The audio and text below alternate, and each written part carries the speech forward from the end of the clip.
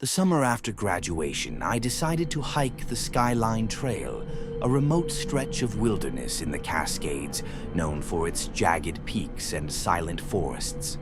I'd planned the trip for months, 5 days alone, just me, my tent, and the stars.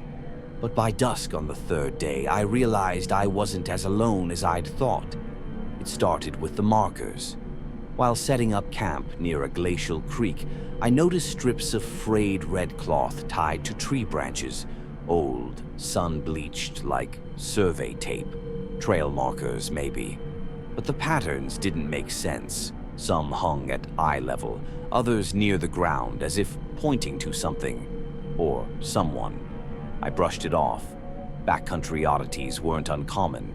Night fell fast in the valley. I cooked dinner, wrote in my journal, and settled by the fire. That's when I heard it. A low, rhythmic knock from the trees. Not woodpeckers, not branches. Something deliberate. Knock, knock, knock. Pause. Then again, closer. My headlamp beam cut through the dark, revealing nothing but swaying pines. I retreated to my tent, zipped the door tight, and told myself it was just the forest playing tricks. But the knocks kept time like a metronome, circling the campsite. Then came the whispers. Not words exactly, more like static, hissing through the air. I froze, gripping my knife, sweat slick against the nylon sleeping bag.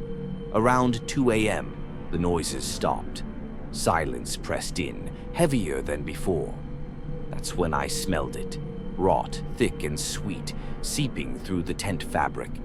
I held my breath, eyes locked on the mesh window.